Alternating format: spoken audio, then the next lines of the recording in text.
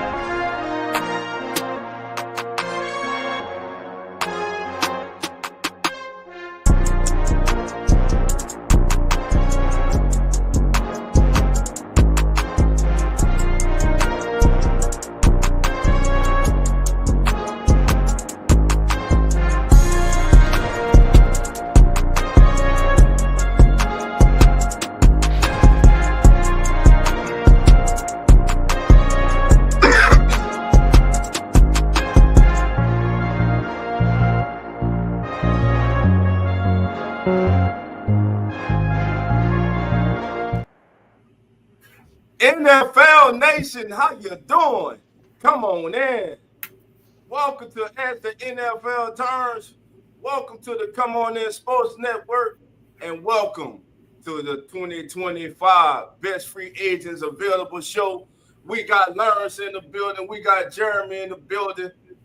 The other guys may be coming in, but hey, long as you're here, we thank you for being here. We're going to have some fun breaking down, looking at the upcoming free agent class for this year's upcoming 2025 season. But before we go any further, let my brothers introduce themselves and their platforms.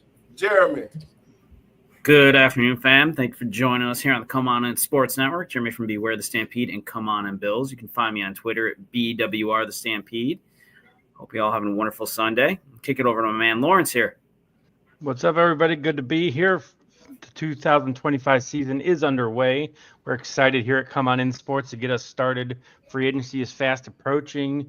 The combine is this week, so it's really kind of the kickoff to the 2025 season. You can find me at Come On In Sports for and out on our website. I'll be joining Jeremy on Come On In Bills moving forward. And then on Twitter, TikTok as well, you can find us at Come On In Sports. Hit us up everywhere. That's right, everywhere. We everywhere, baby. We all over. Turn over a rock and we there. Break the leaves and we there. I'm just saying. But anyway, family, hope everybody's having a great Sunday, like Jeremy said. Hurricane Mike, thank you for being here. The Ledger is in the building. Thank you for being here. Mike said I'm here bright and early today. I got you, Mike. I got you. All right. Thank you all for being here. Again, as you come in, hit that notification bell. Hit it. Make sure you like the show so we can keep them coming. Grow the channel. All right, gentlemen. As we get ready to learn, as you said, the free agents 2025 season basically has already started. So as we get ready for the scouting combine coming up, the most important thing is March the 12th. Well, before the draft, teams have an opportunity to address some of their glaring needs before the draft by already proven commodities. We know that those coming in from the draft, you don't know. You think you know what you're getting, but you really don't know until you actually get them in the building and in your system. So what's your thoughts on the free agency happening before the draft? I even heard some people suggested that maybe free agency should occur after the draft. That would make the most sense, but I don't think you'll ever get the NFLPA to sign off on that because then teams aren't going to have as much of a need because they've filled them with the draft, right? So right. I don't think it will. And you always hear about the marriage of free agency and the draft. Like where's the strength in the draft, and maybe the free agency is going to be weak in that area because, hey, I can get a cheaper guy for 5 years control in the draft, like defensive tackle, for example. This year has a really strong defensive tackle group. And then in free agency, they might kind of be pinching the pennies there a little bit to try to find some money because, hey, I can go in the draft and get somebody there. Right. Jeremy, your thoughts, my brother? I mean, I agree with Lawrence. I don't think you're ever going to see a change, especially with the pressure that you'll get from the Players Association, the agents. I mean, it's money. Money talks, right? So if they have the opportunity to go to teams, get that payday while they can before they know what needs they might need to fill through the draft, you're unlikely to see that change. I mean, like anything, money makes the world go around, right? Especially when it comes to sports. I mean, we see it all the time. So until that somehow changes or there's an incentive to push that later, I don't think you're going to see it change. Got you. And what's funny is the top free agent, right? Free agent who is a free agent coming into the 2024 season. There's not one person, not here on this panel, on any platform you may go watch, anybody you may watch on TV that would have told you or had a crystal ball that would have said or thought that Sam Darnold will be the darling, will be the top prize going into the 2025 offseason, going into the 2025 free agency period. But that's exactly who it is, family. And here it is, Sam Darnold right now. He's the jewel right now. Sam Darnold goes to Minnesota, finds a home. Really, when he first went there, we know he was supposed to be there to be the emergency backup for a young quarterback, McCarthy. McCarthy gets hurt. Sam starts and just has a career year, the best year of his career. Now, at the end, unfortunately, the final 2 weeks of the final week of the regular season and in the playoffs, he kind of did not. Well, not kind of. He dropped the ball. He dropped the ball. He dropped the ball. Listen, if he wins, if he gets the Vikings to the divisional round, at least to the divisional round, I think you're looking at Sam Darnold at least getting $35 million a year or more. So, I mean, it hurt him from a payday perspective, 100%. I mean, I believe they even talked about that during the game. I mean, yeah, he had a great season, but at the end, everyone always remembers the end. What happened at the end, right? Not everyone remembers what happened up until that point. So exactly, he didn't do himself any favors in it, but nonetheless, he's still going to get a nice payday. He's going to get an opportunity to start somewhere. You know, it's really changed his whole trajectory of his career just by, honestly, pure luck and an injury. Yeah. And he bet on himself, kind of like Baker Mayfield did the year before, taking a deal where he has a chance to play. He knew with a young quarterback he'd have a chance to play because you never know what's going to happen to that rookie. And Baker took a chance on himself with the Bucs, got a payday. Yep. And Darnold realized, hey, if I get to play, I'm going to be throwing to Justin Jefferson. I'm going to be throwing to Addison. I'm going to be throwing to Hawkinson. I have Jones in the backfield. Right. You know, so he knew if I get a chance to play, this is the best chance for me to succeed. And the gamble paid off. So if you guys were in Sam Darnold's shoes, the first 6 years of your career in the NFL did not go as you pictured or wanted it to go. You go to Minnesota, you get with Coach Kevin O'Connell, excuse me. You get with a good coach. You got arguably the best receiver in the NFL, but his best friend will argue otherwise up there in Cincinnati. But you got one of the best in the National Football League. You got a solid defense, solid offensive line.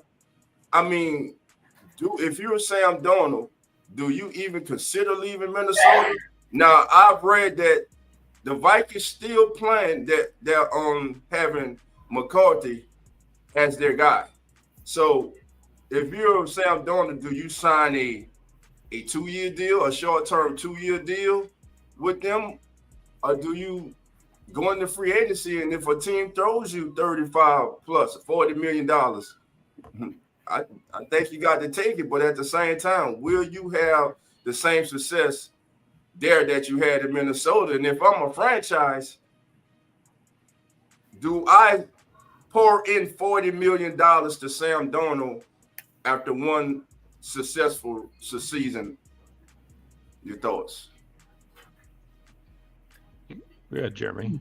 I was going to say, if I'm Darnold right now and I have the opportunity to stay in Minnesota, I'm going to stay in Minnesota and take a deal. And the reason I would probably do this right now with J.J. McCarthy, he's still not fully healed. Don't know how that's going to go. You don't know how quickly they're going to put him back into action. And you know what you're getting with Sam Darnold in that offense. I think if you go somewhere else, it's always that risk of, are you going to get paid? Are you going to get the opportunity to play? And what tools do you have around you to be successful? Like, didn't work out in New York. It didn't work out in Carolina. You came to Minnesota and you found, essentially, we'll call it a home, right? Granted, it was by a stroke of luck in some ways, but right now they still need a quarterback in Minnesota, technically, until J.J. McCarthy is fully cleared to play. They need somebody, and you know what you've got with Sam Darnold. Granted, he struggled at the end of the season, but look where he got you to that point, some of the best records that Minnesota's ever had. So I think right now, if I'm him, I'm staying in Minnesota at least for the next year or two, just because you know what you're getting and you know where you are, depending on what the price is and what they're willing to pay him too. Right. And then if you look at Jeremy nailed it, look at the best fits. Are they good career decisions for Sam Darnold? Are the Browns going to further his career? Are the Titans going to? They just have ran through a couple quarterbacks there in Tennessee. The Giants have Malik Neighbors, but they've been a kind of dumpster fire for most of the last 5-6 years. So sometimes the grass isn't greener, right? And even no matter how much money makes that grass green, he knows what it's like to be in a franchise that just isn't good. And it's a balance of, does he only care about money? Does he want to have the success he had this year and maybe take 10% less to stay in Minnesota? Well, and could the Browns even afford him at this point? I mean, they're so heavy into Deshaun Watson now at this point. They're going to struggle. And honestly, you got the whole Myles Garrett thing still you got to figure out some point. I don't think they trade him necessarily, though, but that's a whole nother looming piece. And honestly, who the hell wants to go to the Browns? Does anybody at this point in the NFL? Unless you have to, really? Yeah, exactly. Quarterbacks go there to die. I mean, honestly. Boy, y'all. Katie's laughing in the background. Hey, Dog Pound. Dog didn't say that. That's Jeremy and Larry. I didn't say that. I mean, look, Cleveland, I love you. I do. I feel for you. You're not that far from us, but man, that is not a franchise you want to end up at right now. Yeah. All right. So looking at some of the numbers during the season for Sam Darnold, he recorded the third longest average time to throw. So, like I say, he had the time in the pocket to throw. He had over 3 seconds, which is one of the lowest marks in the NFL this past season. He led the NFL in deep completions going into week 18 with 27 for 996 yards and 9 touchdowns, which was tied for first. So you can't take away what the kid did. What this season with Sam Darnold reminds me of is when Geno Smith first got to Seattle. Yeah. And it's kind of the same picture. We were waiting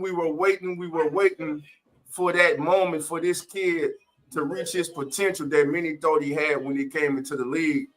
And since Geno has gone to Seattle, he's been that dude. He's been balling. He's been the best thing that happened to them since they got rid of Russell Wilson. And then this year, you take in Sam Darnold. I see, what was the comment? Someone was saying, Mr. Gar said, Mr. Darnold is backup material, will always remain that. During the season, there's no taking it back. Y'all know what I was saying about Sam Darnold every Sunday morning. Man, that's Sam Darnold. Just wait. And you know what? It's people like me that waited to week 18 and the wild card round to say, I told you, just wait. He was going to turn back into Sam Darnold. But know what? You can't take away the season. You can't let the last 2 weeks mar the season that this kid had. It was a career year. He looked like a starting quarterback. He looked like he belonged. He found the home. And like Jeremy said, they don't know what they got in McCarthy because he was hurt. Will he even be ready to start the season? Now, on the flip side, the thing is, the other backup that they signed later in the season, which was Daniel Jones. So do they stick with Daniel Jones and allow Sam to move on in free agency? So now that's the dilemma right now. And listen, Daniel Jones has went to the playoffs and does have a playoff victory. And by the way, it was against the Vikings. So I'm just saying. So well, and you're going to get Danny Dimes a hell of a lot cheaper than you're going to get Sam Darnold right now. Yeah. Yes. I mean, that's the flip side, right? Like, you got to look at what's it going to cost you to keep him, right? Yeah. Daniel Jones needs a home. He wants to play. I agree. I'm glad. See, Ravens fan, even though you're a Ravens fan, I got no hate there. But yeah, Daniel Jones is going to be a hell of a lot cheaper option right now than Sam Darnold. And then you have to debate, if you keep Daniel Jones, is he as good of a quarterback as Sam Darnold in that offense necessarily? I mean, honestly, I don't like Daniel Jones, but that's probably a lot cheaper option. You're going to probably still get pretty good numbers when you got that kind of offense with him, as long as you got a guy that can throw. And Daniel Jones is also, to his credit, a much more mobile quarterback. Yeah, that's the added dimension that Daniel Jones brings, which everyone forgets about, I feel like, with him for some reason. But he's a mobile quarterback. He was in college. He still is. So unless that blade of grass peaks up again and just knocks him down. Yeah. I mean, the man running so fast, he ran in front of his feet. I'm like, but that last helmet I see there is the one that intrigues me. The Raiders picked 6 in the draft. So they're probably not going to get Shadur or Ward up there. Nope. Is he going to be their stopgap for the Raiders? Because they can't. With Desmond Ridder or Aiden O'Connell. Ooh. Yeah, so that's intriguing. Is Sam Darnold a Pete Carroll kind of guy? I mean, Pete Carroll. You mentioned Geno. Geno went to Pete Carroll in Seattle. So he has that experience of going and bringing that veteran guy who's struggled from the Jets and seen the ghost, right? So, I mean, there's that connection right there of Geno and Sam coming full circle.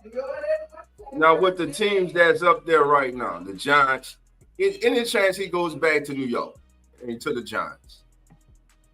No. None. In my opinion, no way. No, too many memories there. Right. So, but again, out of these teams, Titans, Browns, Raiders, if I'm Sam Darnold and I'm choosing, it's the Raiders. If it comes down to these, it's the Raiders. Yeah. It's hands down. Ownership, head coach. You got a sense of direction of that organization trying to move in the right direction. Cleveland, you got a mess. Tennessee has no idea of what they want to do. We went a whole football season without knowing their identity. So, again, I don't know, man. If I'm Sam Darnold right now, the Raiders are looking really good. Looking really good to me. I'm with you, Dolph. I think we talked about Brock Bowers when we were putting the show together today. You got Michael Mayer coming. Jacoby Myers is a very underrated receiver. I really wanted the Bills to sign him when he left New England. And they got the number 6 draft. They can get another playmaker.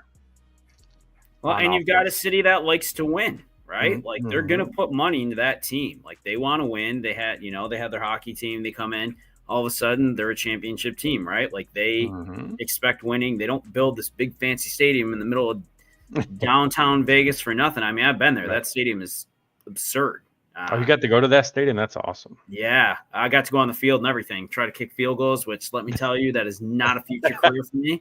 It is not as easy as I thought it was going to be. So for those of you who think you can be field goal. Did you toe it, Jeremy? Or do you actually have soccer form? No, I mean, I had soccer form. I hooked the hell out of that thing. It wasn't pretty. Maybe someday I'll send you guys the video. It was I got to see that. It had the distance. It did not. It definitely tailed, though, but not as easy as y'all think.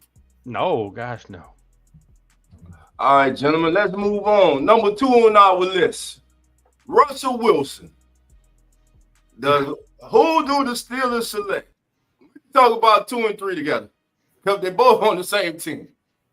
What do you do if you're Mike Tomlin? Is it Russell Wilson, Justin Fields, 4 and 2 when he started the season for the Steelers?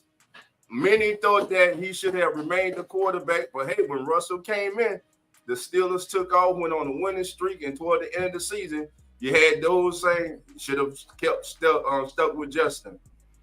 Who do you keep? Who would you feel comfortable in keeping out of these two quarterbacks? Selfishly, I mean, and this is just me, I would take Justin Fields. I'm still very high on that kid. I love his talent. I think he's still very raw of a quarterback. Russell Wilson, I'll give him this. I was on the Justin Fields train to keep him going the rest of the year when they brought Russell back in to start, and I was wrong, and I'll eat my words on that. But Russell Wilson is also at that point in his career, like he's going to start to decline at some point. I don't know when that is, and you're going to see it at some point, but I think Justin Fields just has so much raw ability still that if they put the intentional focus on him and developing him and getting him a little bit better receiving core, maybe a more solid running back, I think he could really do some amazing things. And I think Russell Wilson, how long you want to pay the guy and how many more years do you think you can get out of him and get the kind of production you're hoping for? All right. Yeah, and they should adopt what they did with Lamar or whoever signs Justin Fields. Just go full on in on his skill set like the Ravens did early with Lamar and lean into make it a running team. Make the passing. A lot of RPOs. Yeah, everyone's tried to make Justin something he isn't instead of playing to his strengths. And then Lamar eventually developed into a passer as they kind of threw it at him, but he was able to get comfortable doing what he did in college. And they just need to find he needs to find an organization and offense that is going to let him do that. So I think you're right on the ball there. And you talk about the end of last year, like if the passing game is there, at least Fields gives you something that the offense can do if the passing game's not on that day. Yep. Because the best quarterbacks in the league have a Sunday or two where it's not there. But that's where the Josh Allens and stuff, they use their legs and everything else. Yeah, Josh Allen, Lamar's. I mean, hell, even you see, I hate to mention this guy's name in this, but Patrick Mahomes, right? Yeah. Like if you can scramble, you can run. Like it changes the whole dynamic of the game. Yep. And Hurricane Mike thinks the Titans and Fields are a connection there. What do we think about that? I mean, they need a quarterback and they need somebody that's serviceable in that organization to get them some stability. I mean, Titans are a disaster, but honestly, Russ, not a bad. I mean, it would excite the fan base. I think either of those guys would excite the fan base. I think right now they need that in Tennessee, regardless of who it is. They need to make a quote unquote somewhat splashy signing, I think, because they have done nothing. Will Levis is not working out. I don't know if it's entirely his fault. I don't think he's that great. I didn't love him anyway. I'm still big on the Malik Willis train, and honestly, like Tennessee, I think had something there, which Green Bay reaped the benefits of, and we all saw that. He stepped in great when he needed to. But they need to find a way to fix the quarterback situation. I think either of those guys, if they did go and get Russ or Justin Fields, would be a great signing for Tennessee and at least get the fan base excited. Yeah, and Titans fans, right? They bring in Fields. They think of back to their heyday of Vince Young. When he first came in and explosive running plays, and there's another perfect example of run it like that. Yep. So moving on we talked about Wilson and Fields, Jameis Winston. I love Jameis Winston. I love him as a human being. I think if you ever hear him talk, just how he represents himself, how he talks about others, that man is a leader. He's a man among men. I love the guy. I love when they sign him. I love watching him and just be the gunslinger that he is, and he does not shy from it. You know you're going to get 4 touchdowns out of him, but you're going to get 5 interceptions. And you just have to accept that. But he's going to throw for 350 yards, and he'll probably, in most cases, keep you in a game. He's not probably going to win you most games, but he'll keep you in it. I mean, where does he end up? Man, I don't know. I don't think he goes to the Jets. Cleveland, if I'm Cleveland, honestly, I'm probably considering him because here's the thing right now with Cleveland is, and I think we all know this, you're paying Deshaun Watson, You're stuck with Deshaun Watson at this point on that contract unless something changes. So you got to get a quarterback somewhat on the cheap, which means you're either going to have to try to draft somebody, and I don't think they're going to have an option to draft somebody decent, or going to have to bring somebody in that you can get on a reasonable price that can do the job. Mm-hmm. And Jameis knows the offense. He's kept them in games. He's also lost them a lot of games, and they do like him in Cleveland. And, man, I just hope we get the option to see him somewhere this season because I love watching him play. I really do. It's just fun. It's always exciting because you don't know if it's going to be a good or a bad throw, but it's something exciting is going to happen. It's a touchdown or a pick six. Yeah, and I think people joke about him too much. Like you said, he's a leader. He is. The players flock to him. They like being around him. So that's an underrated thing about Jameis, and he's been a backup. So I think he's an addition to any quarterback room in the league. Hell, and I would take him in Buffalo as Josh's backup. Oh, I would love it. Over Mitch Trubisky any day of the week. I was hoping we would get Malik Willis or Trey Lance or anybody. Mm-hmm. Like, no offense to Mitch Trubisky. If Josh Allen goes down and Mitch has to ever step in, I am not feeling very comfortable about having an option in winning that game. No. Jameis gives you a chance. I love Jameis. I love him. Jameis gives you a chance. He gives you a chance. Feast the famine. That's what you're going to get every week. On the edge of your seat. And like you said, guys, like Jameis Winston as a player in the locker room, all his teammates love him. His personality, his affections, his personality, he has a personality that draws you to him. And I'm so happy now that people are seeing this Jameis Winston, and they were not still seeing the young kid who came out of Florida State, who they didn't let the crab leg stuff go. They kept, this kid has, wherever he's been, he's embodied himself into the community. And I'm telling you right now, in New Orleans, Jameis Winston is more loved and respected than Derek Carr. I'm just gonna leave it like that. Right now. So Wilson, Fields, you guys go gone with Wilson. You will keep Wilson if you're the Steelers. I would keep Fields. I personally would keep Fields. Hurricane Mike thinks the Titans should go Winston and Russ and trade Will. Kind of do what the Panthers did a few years ago, and they got Baker and Sam, and then just kind of let them battle it out there. I mean, I could see Will gone. I think they have lost interest in Will trying to run anything on that team right now, which, I mean, that's the thing. It could be a failed experiment. I don't know. That team is such a mess, and I think once they let Henry go, I think that was the beginning of the end on that franchise, and they got a long road ahead of them to clean up things, I think, down there. Then they traded A.J. Brown just to go sign Ridley 2 years later to essentially the same deal. Is gone. I mean, there's no direction. It's like they decide, today we're doing this, and the next day it doesn't match up. Okay. I mean, Steelers, Mets. Okay. All right, we got Coach Wright checking in. What's up, Coach? In the chat on his way back from Daddy Duty volleyball tournament. Coach, I love you, but man, I'm glad we're not talking about the Bills today or the Chiefs. Steelers, Matt Stafford, maybe. How about that would be a splashy move. Well, I mean, they're shopping him around. The Rams gave him permission, him and his agent, to find a deal, shop himself. What do we think about the Rams doing that? I mean, that I was a little surprised on. It sounds like it's kind of the relationship is soured a little bit there between Stafford and the Rams, to be honest. Yeah. Yeah, for this to be happening, yes. I mean, but what the Rams got behind Stafford? I don't even know. I did read that I believe the owner wanted to move. And don't quote me on this, guys, but I'm pretty sure I did read where the owner is wanting a more mobile quarterback. So, again, it's kind of, the NFL is a copycat league. The trend now is a mobile quarterback, able to use their legs, get outside the pocket, keep players alive, ad lib. You got to do. You're right. You do. You got to. You need to have that ability to, if you get flushed, to make a play still. Now, if Matthew Stafford does wind up with Pittsburgh, there'll be another Hall of Fame quarterback they got. They're scary. They're scary. Well, they need they still need a number one receiver. There's still a lot to fix in Pittsburgh. Yeah. Don't get me wrong. The quarterback situation in Pittsburgh right now is not the biggest problem they have. It's going to be a problem because they're going to figure out what to do with these guys, but it's not the biggest problem I think they have. Mozzie. Nephew, Mozzie, how you doing? Man, stop it, bro. Mozzie, nephew, until Lamar wins a meaningful playoff game, I don't want to talk about him.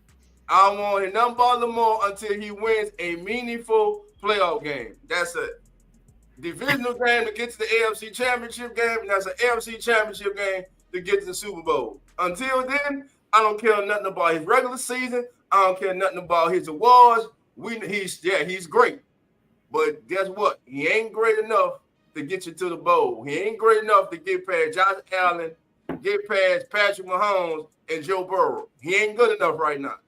He ain't been big enough. He ain't been good enough at the most key moments.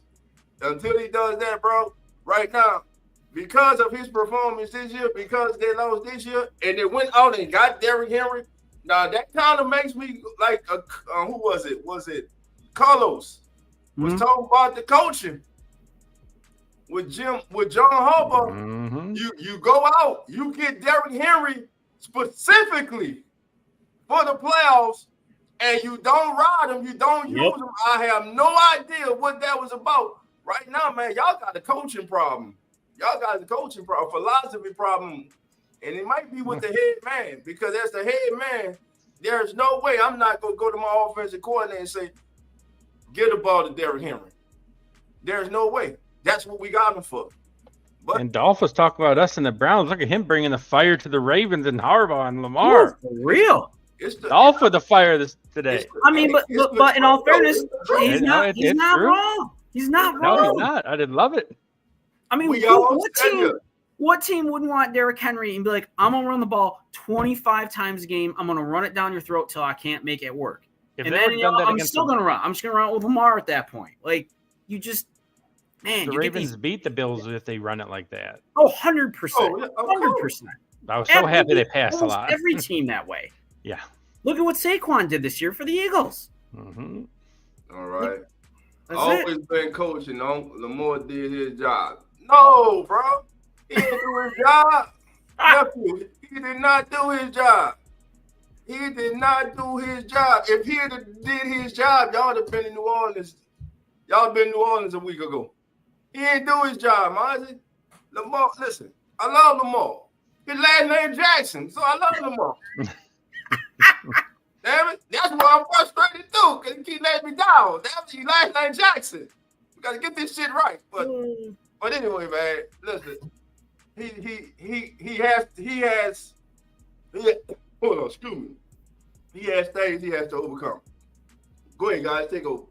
I mean, I'm looking at the watch list. I'm just looking at some of these names, and then, like, obviously we talked about Daniel Jones, Kirk Cousins, weird situation, Aaron Rodgers, like your man Derek Carr down there, Dolph, like, woo. I mean, Aaron Rodgers, what do you think, Lauren? Does somebody take Aaron Rodgers? I think he still wants to play. Is somebody? I mean, I've got it. I can't believe I'm saying this. Somebody's going to grab him, right? Like, there's not a universe. If Aaron Rodgers wants to come back, somebody doesn't get him, right? Like he can still play. It's like you said, with a team that needs a headline, like they might need a splash, just like when the Bills signed Owens that year. Like, Bills fans needed something to get excited about, and Owens did it. So some franchise can take Aaron Rodgers and point to his stats, which weren't terrible if you just look at the statistics. That's the thing. Everybody rides them saying, like, oh, the Jets were trash. They were so bad. Like, but if you look at Aaron Rodgers' numbers, they weren't actually that bad, and they were better than most starting quarterbacks in the league still. Mm-hmm. It's just the Jets were terrible. It's not entirely him, but they are expected to win with that type of team, right? Like, Kirk Cousins is just so damn expensive. Could see Rodgers going to Denver to be backup. I mean, man, if I'm Denver and that's an option on the table, I would love to have him. When you got a quarterback like Bo Nix right now, and you could put Aaron Rodgers on the bench with him to help mentor him, man, assuming Aaron Rodgers is okay with that. Derek Carr gets traded. Coach, with all the trades going, he's got the coach, Taylors and Carr, that's not a bad trade. No. If you're the Giants and you could get Carr, I mean, he's a good fit for a quarterback in that offense with a guy like Neighbors, I feel like Darius Slayton. Like, you've got some receivers that can play. Carr wouldn't be a bad fit there. No. Coach always coming with And something. depending on what you have to give up, you could still keep your first. That'd be ideal. So now we got our running backs. Our top running back on the board, Aaron Jones, who took kind of like a prove-it deal with the Vikings this year. And what do you think, Jeremy? Do you think he actually proved that he's still capable of being the guy?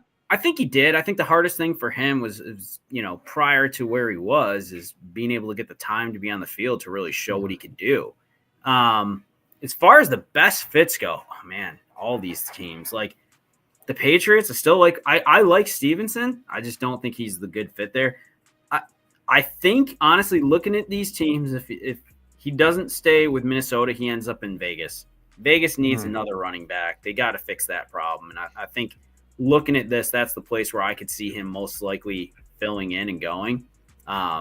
If it was one of those teams, I think that's going to be honestly, I think that would be his best opportunity outside of staying with Minnesota to really have an opportunity to continue to shine. Yep. And it'd kind of be funny because Madison last year, right, went to the Raiders. So just that Viking pipeline of going there. And it's indoors Madison, again, which helps him. Yeah, and he didn't do what he needed, but that team was also on the struggle bus big time outside of Brock Bowers. And for Cowboys fans, like talking about last year, they did nothing after Jones said they were going to go all in, right? They like the veteran guys, like they brought Zeke back for some reason when he's been terrible. So, and Spencer Dwittle's a free agent this year, so they have a need at running back. They need to play Trey Lance. That's all I'm going to say about the Cowboys. And then Hurricane Mike thinks Aaron Jones to Washington. I don't hate that thought. I'm not one of those guys that's on the B-Rob train. I don't love him as a running back. I don't love him in that offense necessarily. I think you need to find somebody better than B-Rob for Washington, because here's the thing. Jaden Daniels, the guy, we've talked about him a million times. Great running quarterback, great quarterback in general. He's got a bright future. But you also don't want your quarterback to be your leading rusher if you can avoid it. Like, that's not their job. You don't want them running that much. So, and Robinson just didn't really do enough for me to feel like he's a great fit there. So, honestly, if he went to Washington, which I know is not on our board, I don't think that's the craziest thing, and I don't hate it. Well, it's funny. Dolph and I talked about that building that, like, would the Commanders be in the market for a running back? So, like, it's funny that you brought that up, and we talked about the same thing. I mean, it wouldn't be wild to see. And honestly, it's not a bad idea for them to kind of just see what's out there. But I also agree Austin Eckler, though. What do you do with Austin Eckler? I think Eckler is. I don't know why he doesn't play more. Honestly, I love Eckler. I loved him with the Chargers when he was the lead back. He killed it. And then they turned him into a third down receiving back. And even when he's had the opportunity to actually run the ball there, he's been pretty good. I mean, I still like Eckler a lot. I always have. Jones and Eckler seem to be more of a similar mold than B-Rob and Eckler. And to me, like, if you can get Aaron Jones there to pair with Eckler, like nasty you're not losing anything no matter who's going out, who needs a breather. They're going to be the same running back. Well, and you've got a bruiser in Jones, and B-Rob is just not that guy. He's just not built that way. Gotcha. All right, so let's move on now. The best of the rest. Here we go. Number 2 on the board, Najee Harris of the Steelers. Me personally, I think Najee's best fit is back with Pittsburgh. I love the combination of him and Tywan. I think that's a good 1-2 combination. Could I see Najee with the Patriots? I can. I could see him with Drake May, a young Drake May. I think they need a tight end and a number 1 receiver. But hey, what is the cap situation right now for the Patriots? Is what they're the best. They have their most money in the league, $125 million in space. And now you got you got a respected head coach now, a head coach that's respected. who had Derrick Henry. Yes. So who will use you right? Mm-hmm. Who will use you? So I'm thinking, as you see here, Patriots, Steelers, the Chargers need a running back. They need to identify. They need that bell cow running back. I mean, you don't think Dobbins is it? Pair him with Dobbins. I'll pair him with Dobbins. But here's the thing with Dobbins. I loved him when he got drafted. As much as I'm not a Ravens fan because I'm a Bills fan, I loved him when he was there. I still love the guy. I think he's incredibly talented. The biggest problem, and we all know this, is his health. Like, how long are you going to get out of J.K. Dobbins? Like, he was relatively healthy this year, but he still missed, 4 or 5 games towards the end, and then they brought him back in the playoffs. I mean, he's a great running back when he's healthy, but he's not going to be your long-term answer. Gus Edwards, I've never liked. I don't think he's a great fit in the Chargers. They use him very sparingly as it is. Yeah, so he played in 13 games. Yeah, so he missed a handful of games again. Najee, let's see. Yeah, Najee Harris. Najee on the season. Stays with the Steelers, I think. Yeah. I think he does too. I don't love him with the Steelers. I think he's good. I just don't. I don't know. I've never seen that like consistency out of him. I want to see for a good running back in that team. But he's still talented. I mean, he was talented coming out of college. He's still got a lot of wheels left on him and a lot of tread on the tires. I think Najee's the classic case of like he doesn't get a chance to. He's the old school. I'm going to be better in the second half and fourth quarter. Yep. They don't because they share the load so much. He doesn't get that chance, and that's just how he's the best. Yeah, right. Doesn't get that chance to get into their rhythm. Mm-hmm. And listen, Najee is a 1,000-yard rusher this season, despite sharing the backfield. 263 carries, 1,043 yards, 6 touchdowns. He averaged 4 yards a carry, and he had 36 receptions for 283 yards out of the backfield, averaged just under 8 yards per reception. So Najee Harris he's versatile. He's an all-around back. He's a good back, but he's never in those conversations. He's not that explosive back. He will get you the consistency at times, but he's just not that guy that's going to be the game changer. But he'll get you the 3-4 yards you need every time. Yeah, and he's at 1,000 every single year he's been in the league. But no one ever thinks of him or talks about him, which is the funny part. And he's still young, just 26.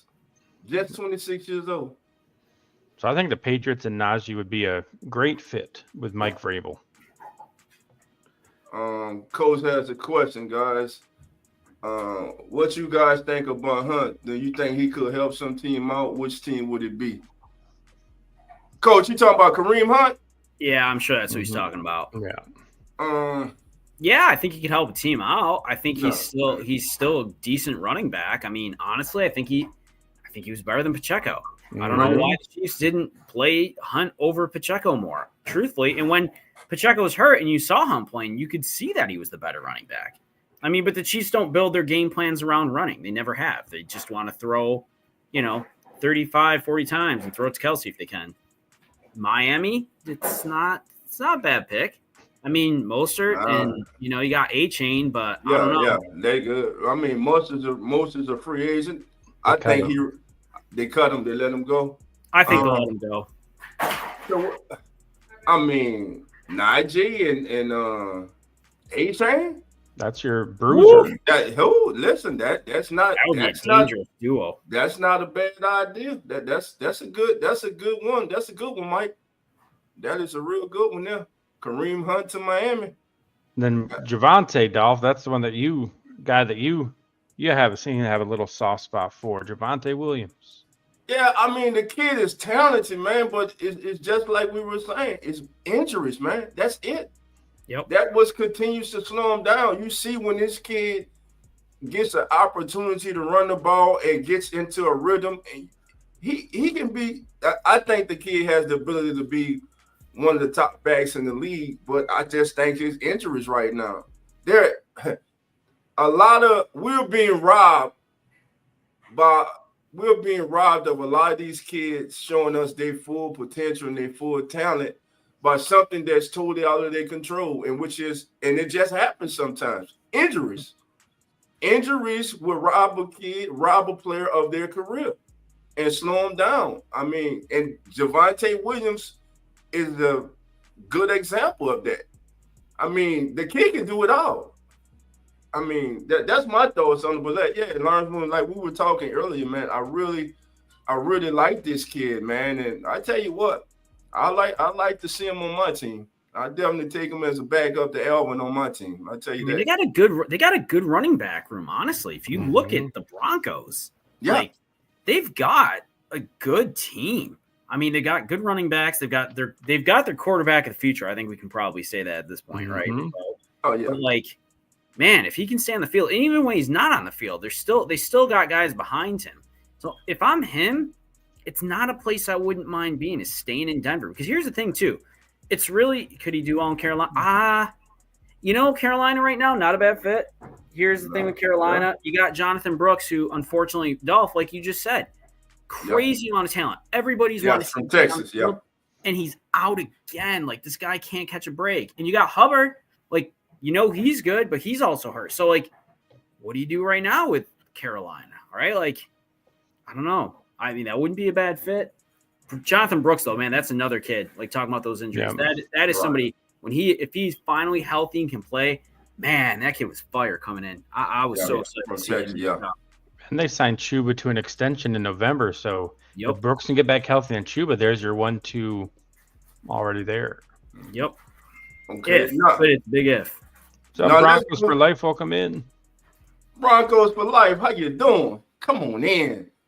All right. Now let's look at the watch list. Raheem Mostert, Ty Worm, Nick Chubb, Rico Dowdle. I don't know any of these names, honestly. Other than outside of Chubb. Dowdle had a 1,000-yard season for the Cowboys this year. But it doesn't feel like it. Probably because the Cowboys are so bad that no one noticed. Let's be real. I mean, there was nothing to pay attention to by halfway through the season with that team. You don't like Ty Worm? All right. From the Steelers? I mean, I think he's actually, truthfully, I think he's the better running back. True running back, I think he's actually the better running back of the two, in my opinion. Gotcha. I do like that combo, though. Like, that's the thing. I look at that's what I'm saying. I like that run. And listen, if like Coach said, if they swing a trade to get Matthew Stafford, woo-wee. All right. Now you go get a receiver or two? That's a dangerous team. Get you a true number one receiver to go with Pickens. I mean, you got a decent tight end. You got Freiermuth. I like Freiermuth. I like him. I do too. He's a bruiser of a tight end. I like him, and he's the type of tight end you don't have to take off the field. Yeah, I don't think Mostert to the Jets. Nope. I think they're happy right now with Hall, and I think they like what's that kid, Braylon Allen. Yeah, they had a good one too. Yeah, and they're young. I think the Jets are probably set at the running back position, at least in my opinion, right now. J.K. Dobbins re-signed with the Chargers, or Bengals, Vikings, or Patriots.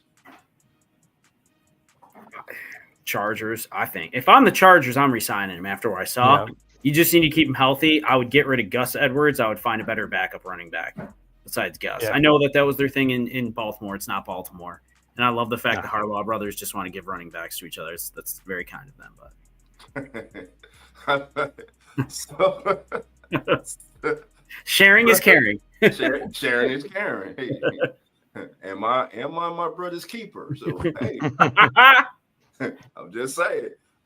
So really, I mean, a Najee Harris, J.K. Dobbins, like we said, that would be a nice pairing. Ooh, for CMC and J.K. I mean, the problem is you got two running backs that can't really stay healthy. So, like, at some point you might really be in trouble there.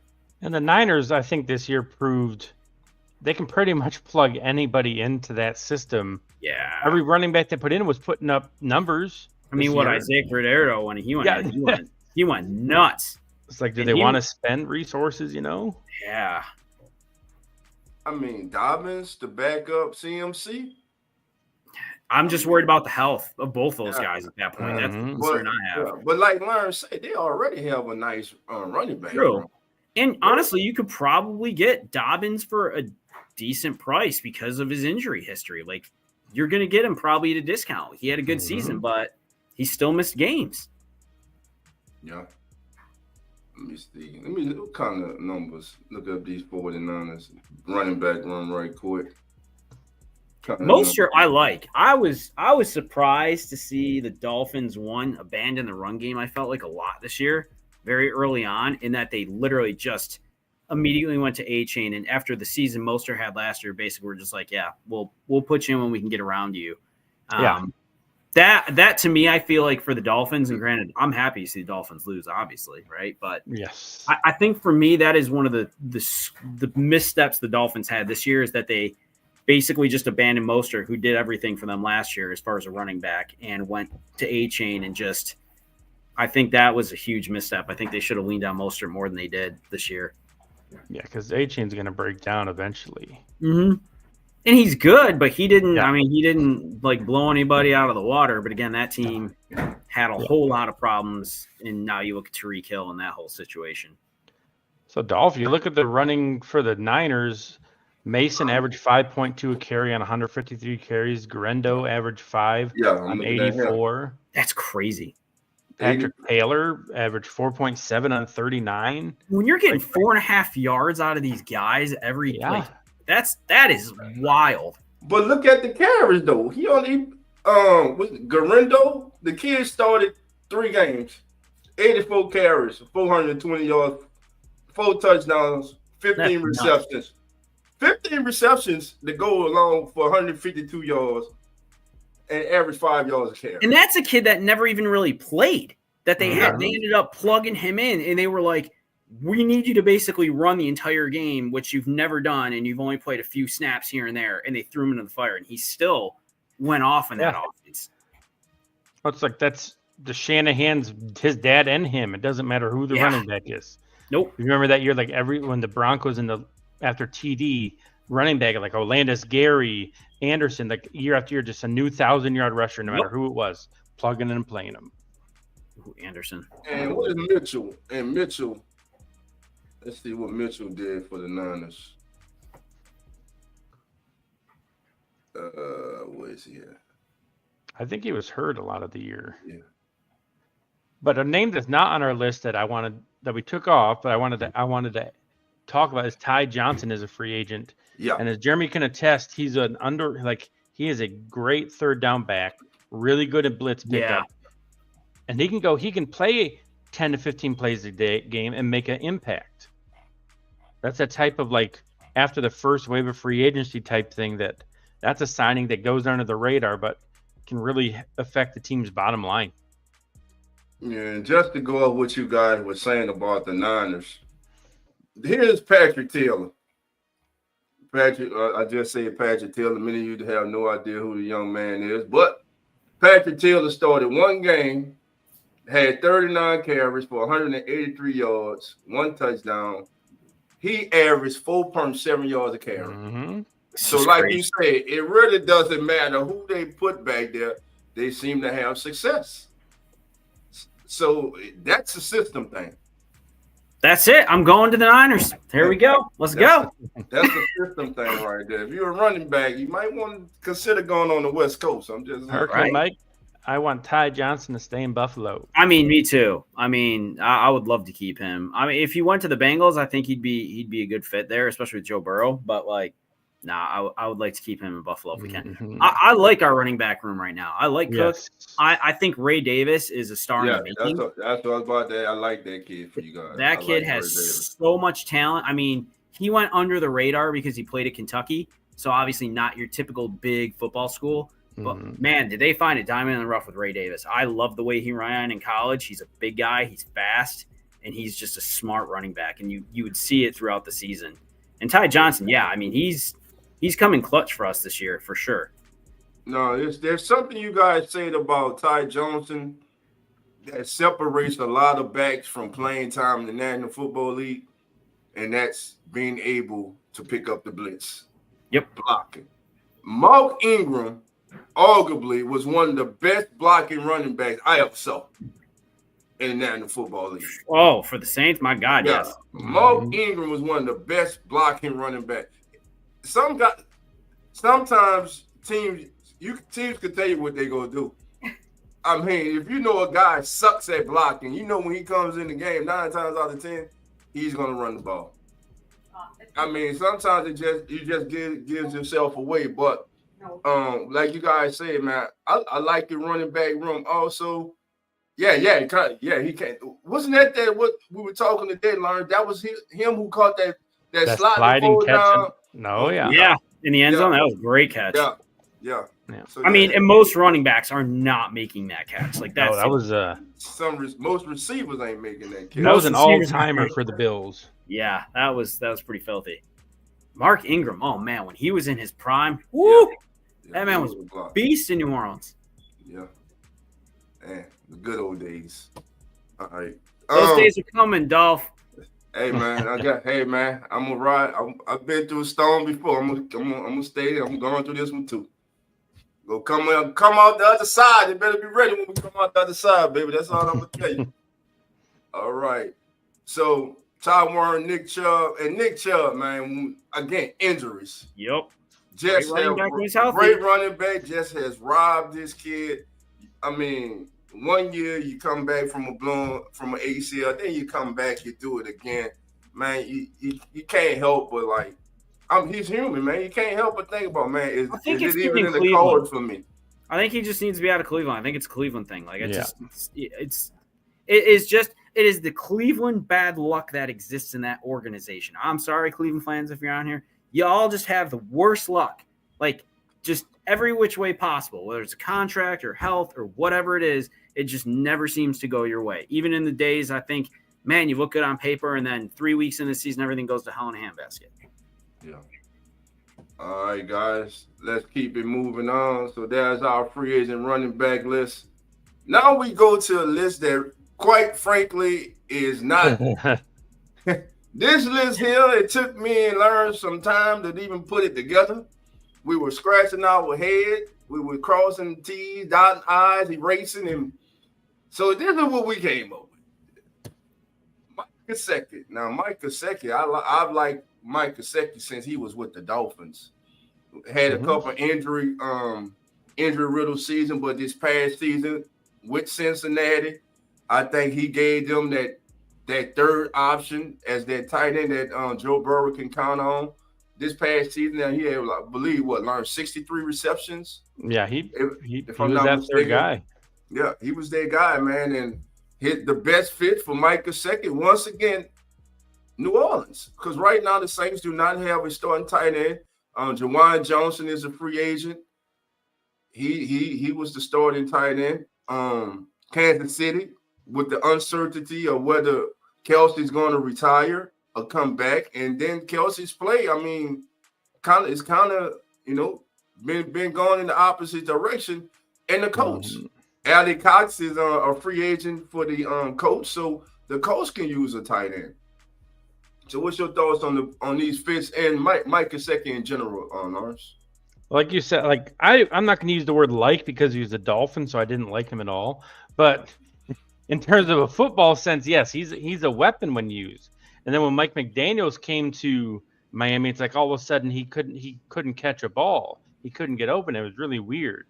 And then he went to New England and kind of the same thing. And then he decided, all right, I'm going to go to a quarterback. And then Burrow helped him revive his career. And it's like you said, Dolph, earlier, like it seemed like McDaniels had a vendetta for Gesicki. He's like, why are you not using this guy who just had 70 catches, 800 yards a year before? And all of a sudden he's down to like 300. It made no sense. None at all. Jeremy, your thoughts on Mike Gesicki and best fits? Huge fan. He should stay. He should stay right now in Cincy. I think he thinks he's valued more than he is. So I don't think he's going to stay in Cincy. He's going to look for the money. I think the best fit for him though is to stay in Cincy. I think outside of that, looking at the roster, and I know we got Casey on there because we kind of had a conversation on that earlier today about a possibility and kind of what that looks like. I think other than that, if he doesn't stay there, he goes to the Colts. That would be the other place I would want to be if I was him. I mean, that's an up-and-coming team that's got a ton of talent around it too. But, man, the Bengals are just whew. With him, Chase, Higgins. That is a dangerous team. They just need a running back in the defense. You don't like Chase? Yeah. Other than Trey. And then also not to start the year like garbage every year, losing to New England week 1. There's that. Yeah. I mean, honestly, that team, if that team didn't end up the way they did, that is the team in the playoffs that I 100% would not have wanted to face. Nope. To the Broncos? Nah, I don't think. Nah, I don't see. I don't see Mike Gesicki being a Sean Payton type. I'm gonna see it. That's not. Mike also said Nick Chubb is great, but that injury, I think he could go to Arizona. Right now, Nick Chubb is a number 2 back. Mm-hmm. He's the complementary to the starter. He's a complementary piece. When healthy though, listen, we know what he can do. Nick Chubb is a beast now. Again, it's just injuries have robbed us of this young man's talents. But that's Arizona, him and Connor. Oh man. That's one of the most underrated backs in the National Football League. Yeah, James Conner is he's a dog, man. I love to watch that kid play, man. I love to watch him play. All right, Juwan Johnson, Bengals. I can see him fitting in because Mike Gesicki lead. I can see Juwan Johnson possibly fitting in with the Bengals, the Rams, and I think these are 3 good fits for him. Personally, yeah, I think I think Joe Burrow. I think he fits well with that offense, with McVay's offense. I think him and Tyler Higbee will be a good 1-2 punch. Tyler Higbee is the better all-around tight end. Of course, Juwan Johnson is a converted wide receiver into a tight end. And with the Chargers right now, the Chargers need a tight end. Yeah, got you, Mike. Yeah, to the Chargers. I think him going there working with Justin Herbert. The thing is, we know for sure right now you got two starting caliber, above average quarterbacks. We just don't know what I would say 3, but we don't know what the hell is going on with the Rams and Matthew Stafford. We don't know if he's going to be there or not. But offensive wise, scheme wise, as a fit, I think Juwan Johnson will fit well with any one of these teams. Yeah, absolutely. And Hurricane Mike had talked about the Broncos a second ago. Zach Ertz we have as the option there. He's more, like you said, of a fit, I think, for what Sean Payton wants to do there, Dolph. Zach Ertz? Yeah. And we got I know a lot of you were shocked to see we got the lines on there. That's right. We got the line. Wow, Lawrence, why would we have the lines on there? Well, I think Laporta kind of had a down second year, right? You remember that first year he exploded on the scene? I don't remember hearing that much about Sam in year 2. So, and they need somebody else to help open the middle of the field, and Zach Ertz is that guy. He's a veteran presence. He knows what he's doing. He's a winning player. And it's kind of the same thing as why we had the Falcons there. Just maybe the young guy needs a little veteran there to help boost him along. Like Kyle Pitts, who was supposed to be the next coming, right? What has he done as a tight end? Still waiting for that. Yeah, the 2 teams there, Falcons and Lions, might surprise some people. Like, I know those names as the tight ends. They don't need anybody. Well, sometimes a name doesn't mean that there's production there to back it up.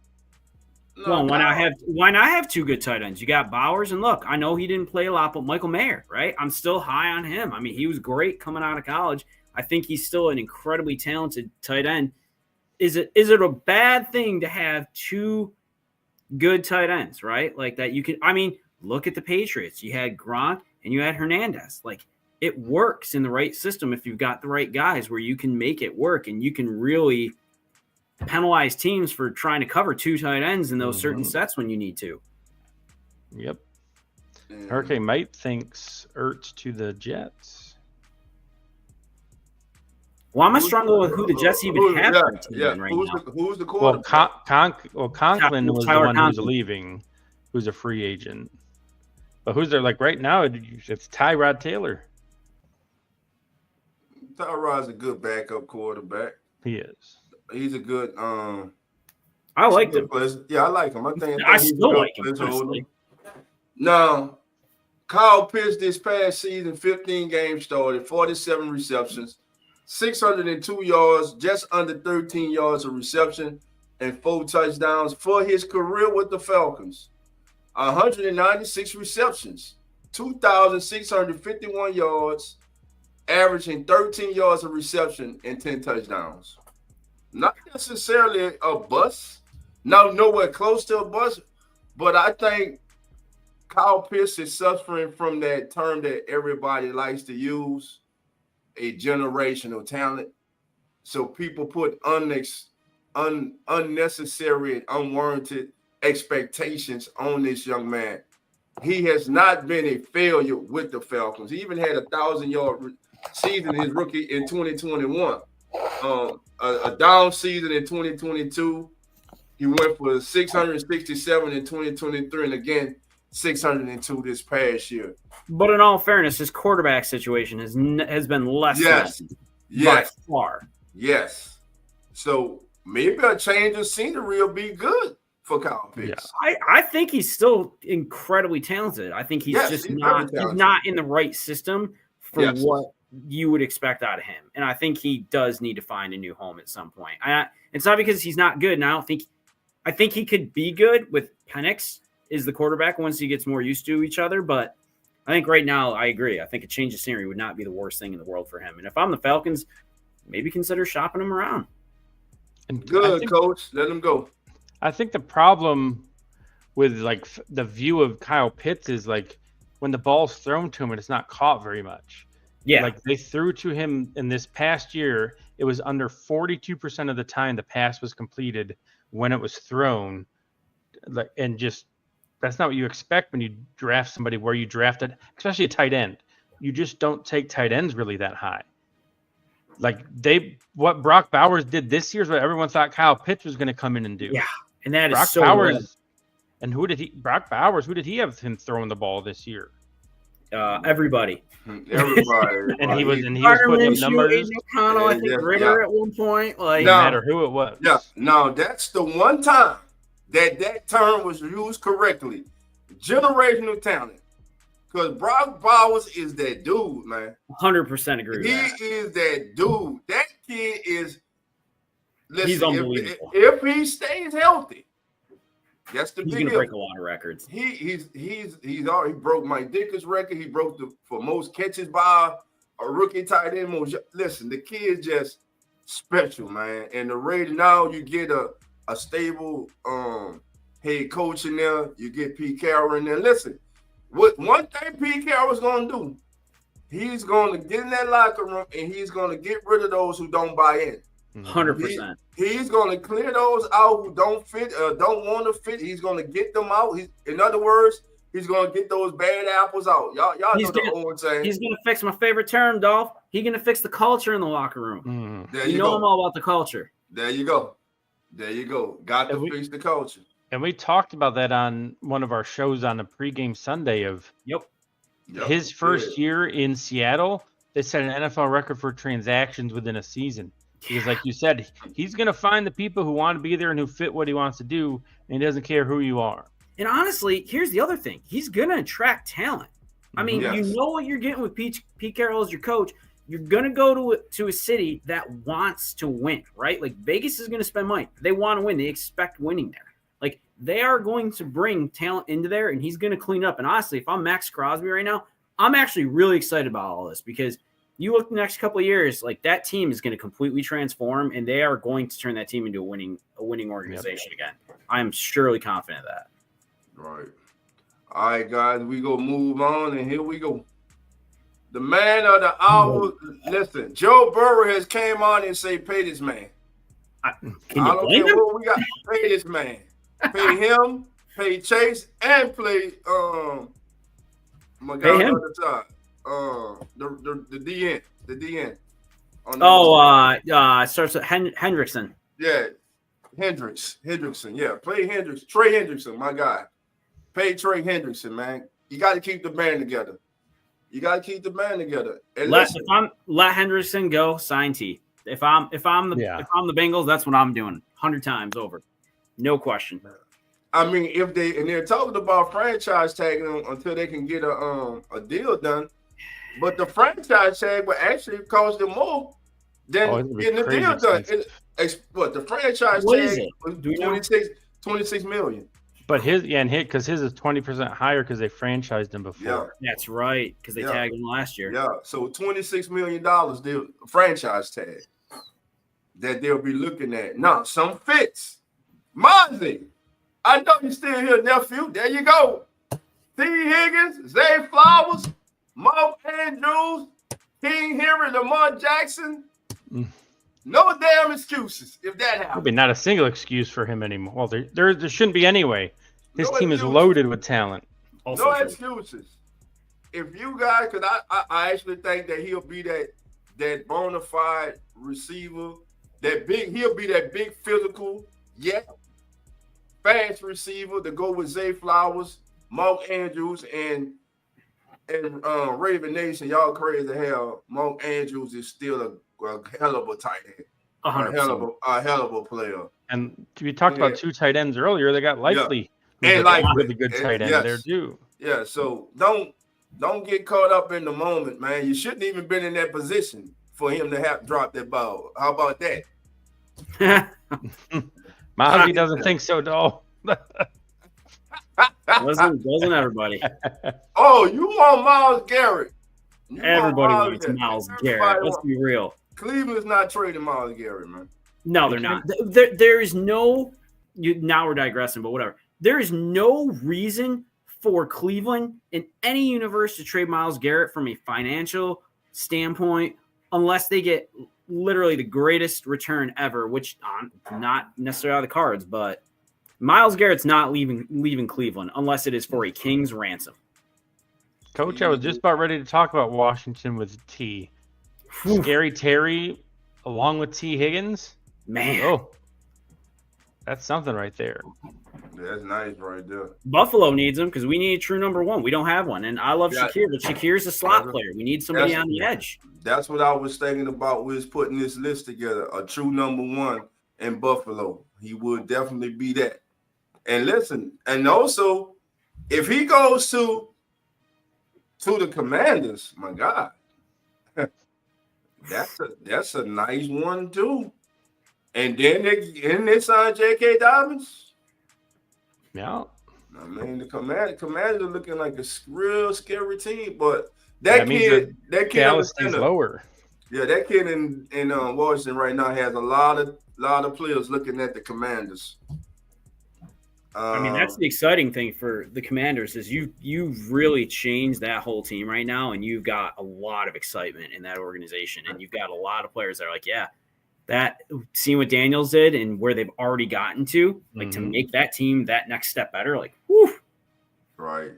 Mine says, I love Shaquille too, Jeremy, because he's Tongan. All right. Shakir is a special kid. We love the only Shakir downfall on him, the only knock is he's a slot receiver. That's the only thing you can give him. I mean, the kid's got glue for hands. He was great at Boise State. He's going to keep being great. He's not an outside player. And his contact balance is insane. Like the first person never brings him down. Right, but you need good slot players in today's NFL. 100%. If you have a really good slot receiver to go with a bona fide number one, it's a lot you can do in that offense. So let's look at the other available wide receivers. Here's the number 2 guy on the list, Chris Godwin. When healthy, arguably one of the best slot receivers in the National Football League. Chris Godwin. And would not be sad if we got him. Yeah, Chris Godwin, I think he'll be a good fit. Broncos, Chargers, Rams. Hey man, just stay home.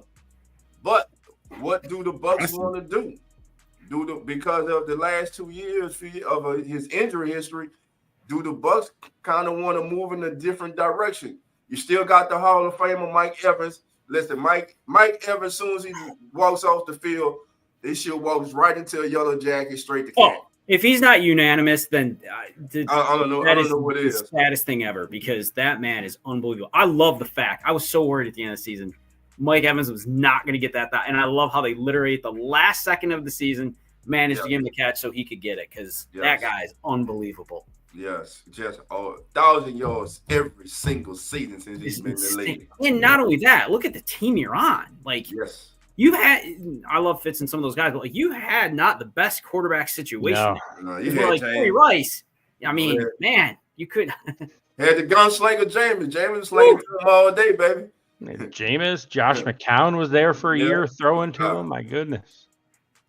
Just wild. Man. wild. I do love Godwin, though. I would not be sad about that if I'm the Rams, knowing that you're getting Cooper Kupp out of there. Yes. Like, man, that is not a bad pickup either. And then Godwin to the Chargers, like, God, they need someone besides McConkey who can actually catch a pass. Thank you. Yeah. Thank you. You like Lad McConkey, though. He's awesome. That kid is nice, man. He's nice. Quentin Johnson he just gets the drops at the worst inopportune times for his team. I think he's going to be good. He's just, man, he's so inconsistent still. Consistently inconsistent. That's what he is. There we go. He's consistently inconsistent. All right, Stephon Diggs. I knew you guys were gonna do that. Look, he didn't got hurt. Drama, but damn, is he talented when he's healthy. Like, I will give him that always. He's got drama all over him, but that kid can play. Like, man, where does he go? Who put him down in Tampa? Who? Baker Mayfield? Yep. I would love to see that. What about him in Dallas with CD Lamb? And his brother. And honestly, him and CD Dallas well with the drama. That would fit right in. Then he gets to play with his brother. That's also true, and that has got to be an attractive part of it as well. Hey, like me and Lawrence was talking, they've been talking about playing together. This is the opportunity. Even when he was on the Bills, his brother was trying to talk him into coming to Buffalo. I know. I'm sad. Dallas definitely needs a number 2 receiver. Bad. Yeah. Amari Cooper. I love him. I still love Amari Cooper.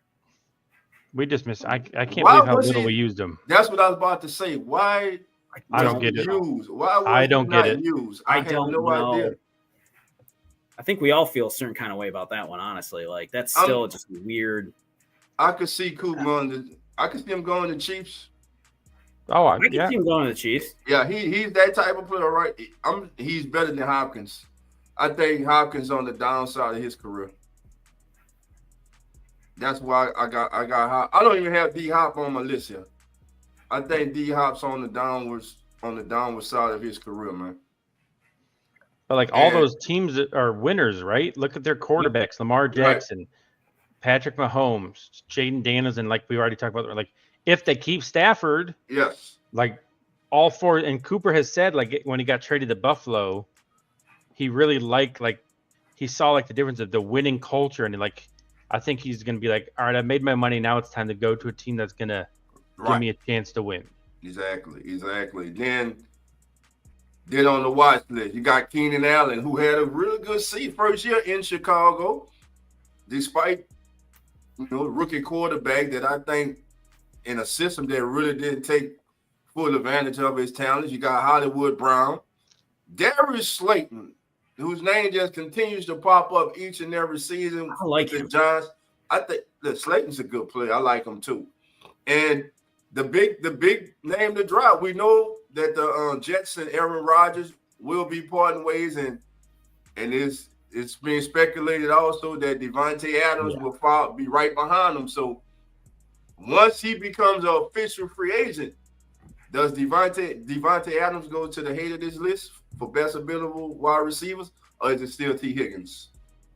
Still T. Higgins. Yeah, but he would be a second, I would think. I think he's the clear number 2 at that point. But T. Higgins, there's by far and away the best out there. 100%. Gotcha. The only downfall for him is the cost. That's the hardest. Yeah. What's it? Yeah, that kind. Who's going to eat that money? Hey, what about him going to Vegas?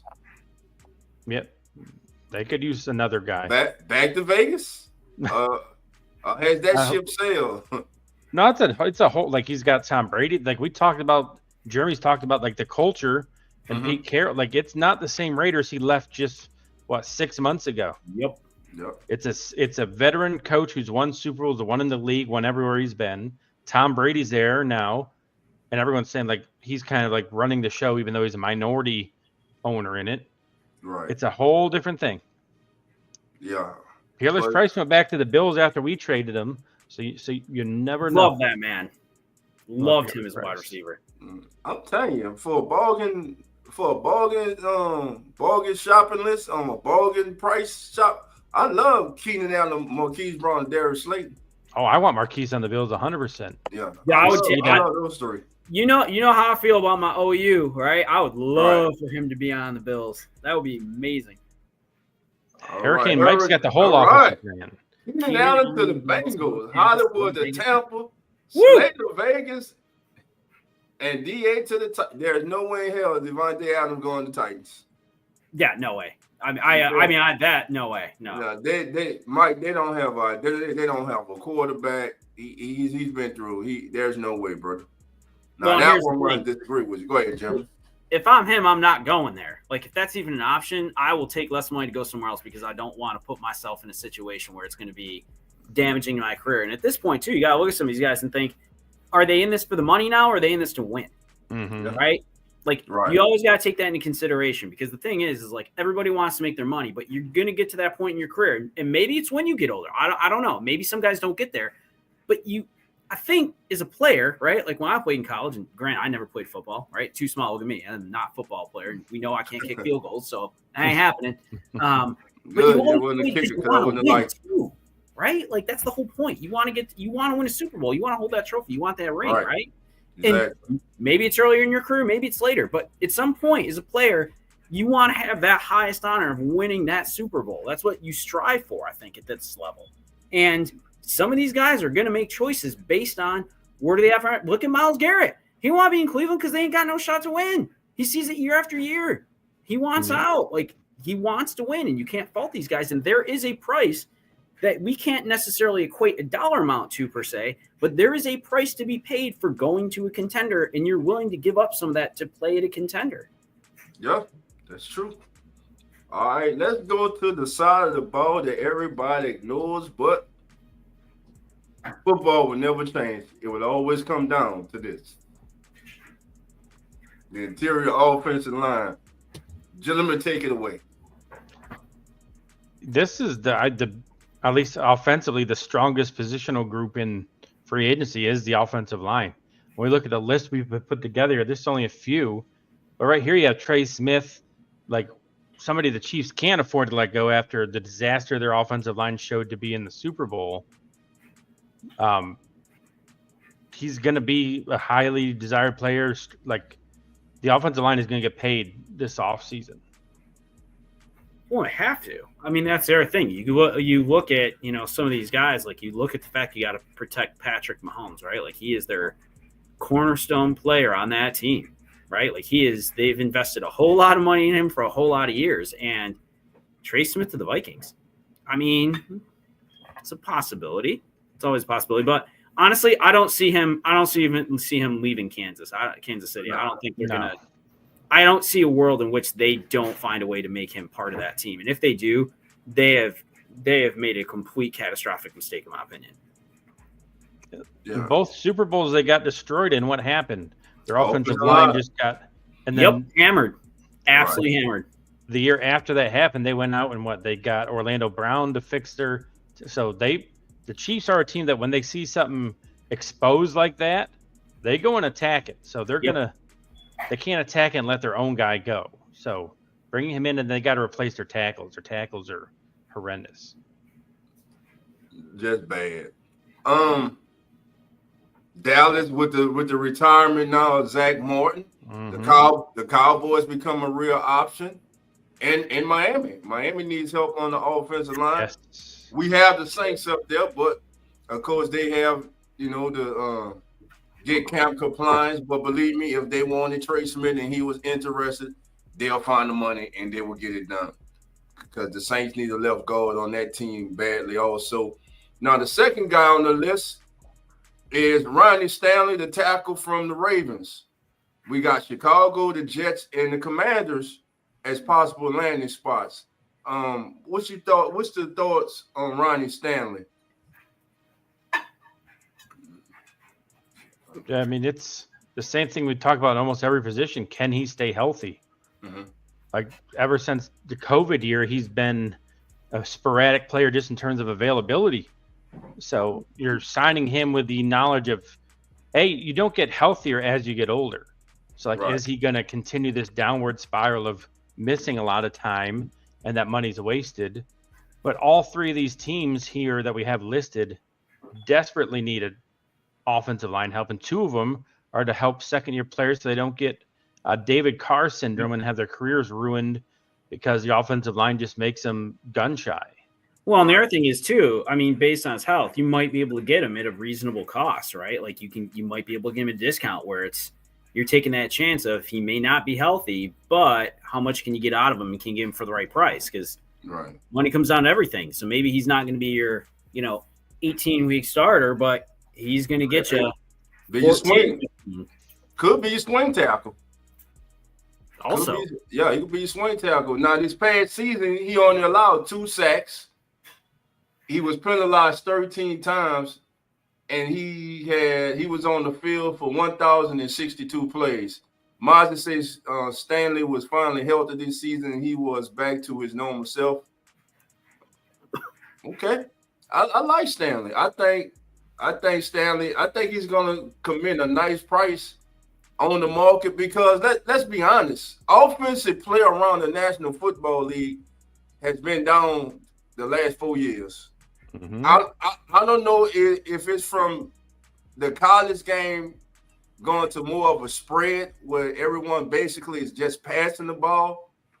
So the offensive line play just isn't as good as it has been in previous years. Right now, I think if the Eagles are an anomaly to have the kind of talent that they have.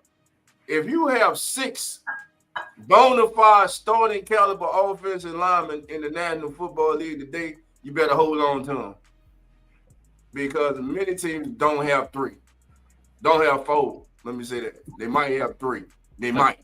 And that's where the Bills finally got it right. Like the offensive line this year for the Buffalo, all 5, and then our 6th, Anderson, who played a lot of snaps as our 6th offensive lineman. So we know what it's like to have a bad offensive line and what happens then. Right.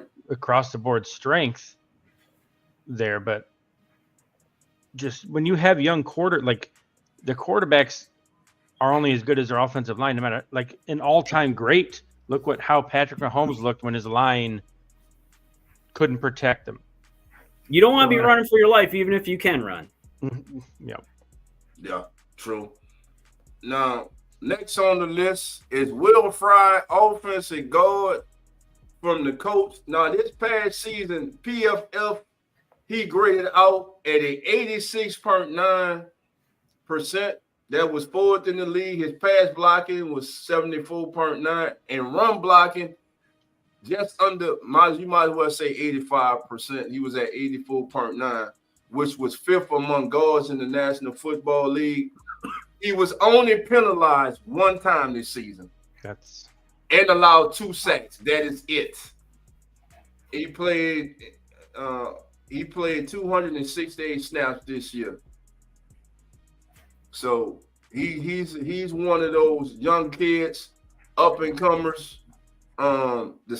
He's only 26 years old, so he has his best years in front of him. Right now, you can say he's going into his prime.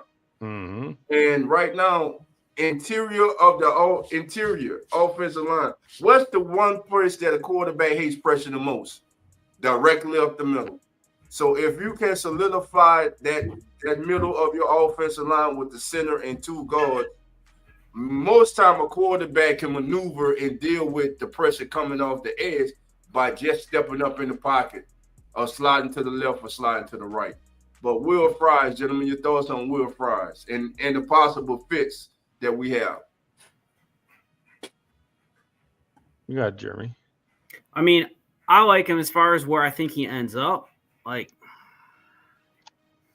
I don't know. Man, I don't know. Honestly, anywhere with him. Mm-hmm. There's a ton of young talent there still, and it's one of those. You look at the position. I feel like these are so all these guys are so underrated in their own respect because they just don't get the acknowledgement that they should in that position. I feel like because it's so easy to overlook it, and it's like you just talked about. It makes and breaks the team. Like quarterback is always going to be the guy that everyone looks at because it's flashy because you get the ball every time. But without any of these guys, you're toast. Like Like, honestly, I don't know. I like him with either of those NFC West teams we have on the board. The Cardinals or the I like him either one of them. Yeah. Well, I Especially- can definitely see him with the. I think he'll be a good fit up there for Geno and the Seahawks, solidifying that middle, like I say, solidifying, and then with the running backs they have up there, Zach and Kenneth. Yeah. Yep. So that would be that'll be a nice landing spot for him. And Arizona with Connor, you know what you got behind, you know what you're blocking for. Yep. You're blocking for a beast there, and Jacksonville right now, a team not turmoil, but a team in transition. We got to see what we get from Coach Cohn and his staff with the Jaguars, and hell, do they even keep Trevor Lawrence? Do they trade Trevor Lawrence? Is Trevor Lawrence a draft day trade? I never liked him. I never like liked him in college. I still don't like him in that system. I don't think he's that great a quarterback. I don't know if he's a casualty of draft day necessarily, because you got Mac Jones, which maybe Mac Jones is the next Sam Darnold. Mm-hmm. Who could say? Like, I mean, granted, he didn't play great at the end of the year, but he didn't play terrible. Mac Jones? Who? Mac Jones? Mac Jones. I mean, if I'm the Jaguars, I'm looking for a quarterback at this point. Like, I'm looking for somebody because I don't think I feel like it's like a Daniel Jones situation. He's just not the guy. He's just not going to get you where you need to be at this point. How much more time and money do you spend on a quarterback at that point when you try to revamp the system and you can say, guys were hurt, this and that? I will say Brian Thomas Jr., though, had a hell of a year. Yeah, that was a nice addition. Let's go to center, the quarterback of the offensive line. The top guy out there, Drew Dolman of the Falcons. If I'm the Falcons, I'll re-sign him. Yes. Yeah. Like you said earlier, Dolph, stay home. Stay home. Stay home. Why go somewhere? You got a young, exciting quarterback. You got arguably two good running backs. B. John is special. You got Drake London. Hey, you got Michael Penix now under center. If I'm Carolina, I throw a ton of money at him. Yes. If I'm Carolina, like you need that, like you said, up the gut prep. With a small guy like Bryce Young. Right. And then on top of that, you're weakening a division foe. Yep. So 2 for 1. There'll be a 2 for 1. And the Packers with Jordan Love. So the Packers, this past season, Drew Dolman penalized 3 times, allowed just 2 sacks, and his snap count was 554 snaps this season. Now, our watch list. I tell you, I like that watch list. Cam Robinson, Laurie Jackson, a kid who was on the rise, Tevin Jenkins, and Dan Moore. Of that list, Lawrence, who stands out to you?